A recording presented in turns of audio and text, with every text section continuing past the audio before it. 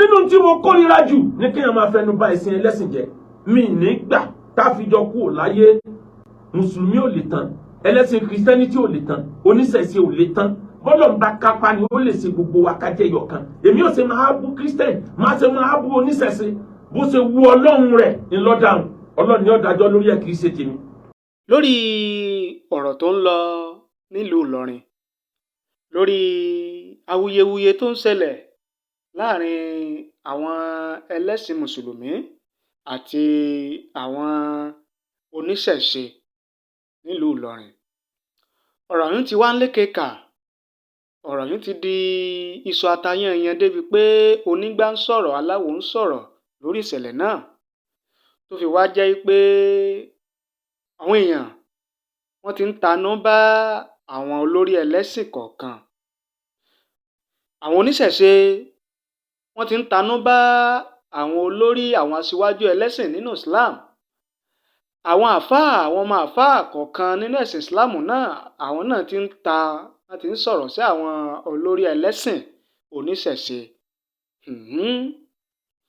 Lóòótọ́ àti lódodo, iléeṣẹ́ ọlọ́pàá ìpínlẹ̀ Kwara, léyìí tí ẹni tó jẹ́ kọmíṣánná ọlọ́pàá nípínlẹ̀ Kwara léyìí tó wà níjókòó, ó pe àwọn olórí ẹlẹ́sìn àti àwọn àáfàá kọ̀ọ̀kan pẹ̀lú àwọn ẹlẹ́sìn ìṣẹ̀ṣe, ọlọ́sùn ni o, eléégún ni o, ọlọ́ya ni, oníṣàngó ni, olórò ni o. Ó pè wọ́n jọ papọ̀ lótìítọ́. Ó bá wọn sọ̀rọ̀ láti jẹ́ pé kí iná aáwọ̀ náà kó kú pátápátá, kí oníkálukú kan lè máa gbé láyọ̀ àtàlàáfíà nílùú Ìlọrin, kálàáfíà kó lè jọba. Lórí kí ọ̀rọ̀ ọ̀hún kó lè bá jẹ́ lódò lọ́múmí, kí àlàáfíà kó lè bá jọba, kóníkálukú kó lè máa gbé láyọ̀ àtàlàáfíà. Ẹni tó jẹ́ oníwàásí àgbáyé, ìyẹn bàbá Sheik Akeugbagold nílùú Ìbàdàn, àwọn náà ti sọ̀rọ̀. Àwọn náà ti sọ ìwòye wọn lórí aáwọ̀ náà. Bàbá Akeugbagold, kí ni bàbá yìí sọ? Báwo ló ṣe sọ? Mo fẹ́ kẹ́ ẹ farabalẹ̀. Mo fẹ́ mú ọ̀rọ̀ bàbá yìí wá fún yín, kẹ́yìn náà ò lè gbọ́, kẹ́ ẹ lè mọ bó ṣe ń lọ àti bó ṣe ń ṣẹlẹ̀ lórí ọ̀rọ̀ ìlú Ìlọrin láàrin àwọn àlùfáà àti àwọn àfáà, àwọn ẹlẹ́sìn Mùsùlùmí kan àti àwọn oníṣẹ̀ṣe kan. Ẹ farabalẹ̀ kẹ́ ẹ gbọ́ láti bẹ̀rẹ̀ dópin. Bàbá Akeugbagold ọyọ̀ tó níwá, ọyọ̀ tó lẹ́yìn, ọyọ̀ tó ní kálukú fún un. Ṣùgbọ́n tí gbogbo ẹ̀ lọ, ẹ jẹ́ á gbọ́ bí bàbá Akeugbagold bó ṣe sọ̀rọ̀ náà. Otasansan rédíò and TV. Nínú tí mo kórìíra jù ní kéèyàn máa fẹnu bà ẹ̀sìn ẹlẹ́sìn jẹ́. Mi ní gbà tá fi jọ kú láyé. Mùsùlùmí ò lè tán, ẹlẹ́sìn Christianity ò lè tán, oníṣẹ̀ṣe ò lè tán. Bọ́lọ̀ ń bá kápá ni ó lè ṣe gbogbo wa ká jẹ́ yọ̀kan. Èmi ò ṣe máa bú Christian, máa ṣe máa bú oníṣẹ̀ṣe. Bó ṣe wu Ọlọ́run rẹ̀ ńlọ́dàrún. Ọlọ́run ni ó dájọ́ lórí ẹ̀, kì í ṣe tèmi. Àmọ́ kẹ́lòmíì náà kó wá torí pé wọ́n bú ẹ̀sìn wa ni, àwa náà ò ní gbà, àwa náà ò ní gbà níbo síbo. Gbogbo àwọn tí wọ́n bú ẹ̀sìn yín lẹ ti búráǹdì. Gbogbo àwọn bàbá tí wọ́n lóko nínú Islam lẹ ti tún yẹ̀yẹ́ yìí. Tí ò bá sí mítìn tá a ṣe tá a kọ́ṣán gbogbo àwọn ọ̀dọ́ pé ẹ má bú olórí oníṣẹ̀ṣe kankan táwọn bá ń hùwà bí wọ́n ṣe kọ́ ẹ̀yin ẹ̀ hùwà ẹ̀sìn. Àwọn tí ò hùwà Islam náà bẹ́ẹ̀ náà àwọn ọmọ Mùsùlùmí. Wọ́n gbọ́ kọ bàbá kan jáde, bàbá yẹn ní ìgan nínú oníṣẹ̀ṣe, wọ́n lórí ẹ̀ làwọn ti bẹ̀rẹ̀. Mo ní tẹ́ bá bẹ̀rẹ̀ mi gan ní kọ́ gbẹ̀yìn dé kóòtù. Ẹ hùwà Islam. Ọ̀fẹ́ rẹ̀ jàná. Alákìísà tó ń jó lóru ilẹ̀ fẹ́ mọ́ná. It's a matter of time. Ẹ já fún wọn lọ́dún 10. Lẹ́yìn ọdún 10 tí wọ́n bá tún wá rú, àwọn àgbà pé ọkùnrin ni. Tá a bá ń respect ẹ̀sìn kan, káà náà máa respect ẹ̀sìn wa. Èmi ọba ẹlẹ́sìn kankan sọ̀tá, gbogbo wọn èèyàn mi ni wọ́n. Wọ́n gbàlejò bàbá takú ti Jésù ní last week. Bàbá dáadáa. Ẹ̀sìn Christianity wọn ó dẹ̀ máa wùyàn.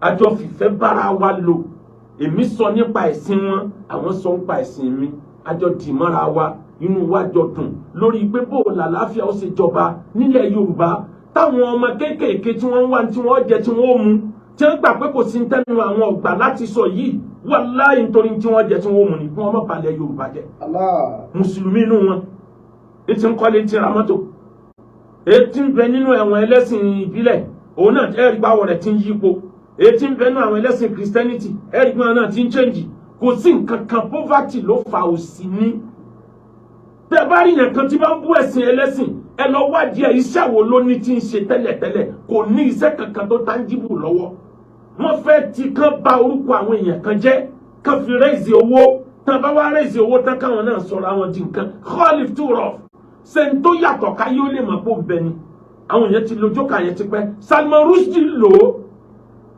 kí ló dé tí Islam wò ṣebí Amẹ́ríkà ló gbà sọ́dọ̀ lẹ́nu ó dẹ̀ méjì tán mùsùlùmí ti attempt àtipá tí wọn ò rí pátá Amẹ́ríkà protect Amẹ́ríkà ló gbà sọ́dọ̀ tèmi tó ń tí bó ṣe wà ní Amẹ́ríkà àti ìwé tó kọ yẹn nínú ìwé tó tàjù láyé ní ìwé Salman Rushdie kí ló dé tí Islam wò kí ló dé tí Islam tó ń pọ̀ sí àwọn tí a jẹ́ tó lè pé ju orí Wọlé Ṣóyínká lọ ní o àwọn tí a gba World Nobel Prize orí ẹ̀ pé burúkú kò sí ìwé tó kọ tí ò ní value bó ṣe kọ̀wé yẹn tó Islam Sheik jò ní àárọ̀ yìí lọ sí Amẹ́ríkà nínú ìlú tí mùsùlùmí tó pọ̀ sílé ní Amẹ́ríkà wà poverty lọ fatilẹ̀ Yorùbá yẹ bí ń pa wọ́n ni wàláhì kò sí nǹkan méjì pé bí ń pa wọ́n ni bó làwọn ẹlẹ́sìn mi ò ṣe ní mọ yẹ̀yẹ́ Islam ẹ̀yin mùsùlùmí tó jẹ́ pé gbogbo nǹkan gíragíra ìjà ní ogun ní ìjà ní Ọlọ́run ti kọ́ yín lẹ́kọ̀ọ́ pé ẹ fọpọlọjà ẹ tẹ̀lé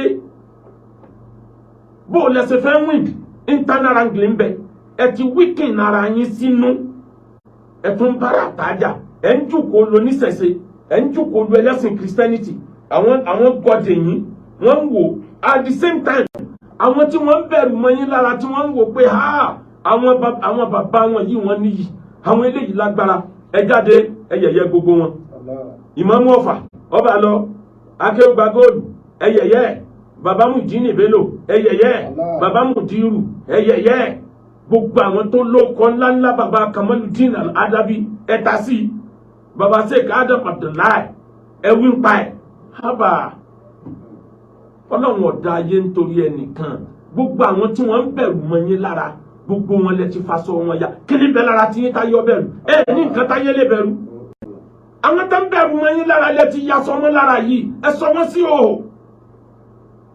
àwọn tí bí wá wo ọ̀rọ̀ yẹn wá dàbí òwe ilẹ̀ Yorùbá tí wọ́n sọ pé ìyá ìyá fokùn wálẹ̀ o àlìjànjàn kìjàn nínú ìtàn àlọ́ àlọ́ ilẹ̀ Yorùbá gbogbo ẹranko ní á decide pé ẹjẹ́ apá gbogbo àwọn àgbàlagbà tí ń bẹ láàrin wa wọn ni wọn ò járí mú mi ìjàpá wa dọ́gbọ́n ọwọ́ á gbé màmá tiẹ̀ ó gbé lọ sókè sánmà wọn kálukú ti pa òbí ẹ̀ tán bọ́rọ̀ bá ti wá yíwọ́ tí wọn ò mọ ibi tí wọn ò gbé gbà wọn wà níta ni ó fún wa lọ́gbọ́n o yóò ní ẹ̀jẹ̀ ó dọ̀la lòun ọba gòkè lọ bá òbí tiẹ̀ níbi tó ti ń fún lóúnjẹ màmá nǹkan báyìí lórújú bò lẹ́sẹ̀ ṣe wọn bá fún nímọ̀ràn yóò bá sọ fún gbogbo wọn bá ní orí tiẹ̀ ṣe wá pé tó báyìí ọ̀ntí níjọ́ kan tí wọ́n wá bí pé orí rẹ̀ ò pé tó báyìí já mà sírí ẹwà rẹ̀ ó wá ní kán ṣàdéhùn pé wọn ní pàyà òun wọn wá ṣàdéhùn fún un ó nígbà gbogbo yín pàyà yín tẹ́ ẹ pa bàbá yín òun ọ̀pá tòun o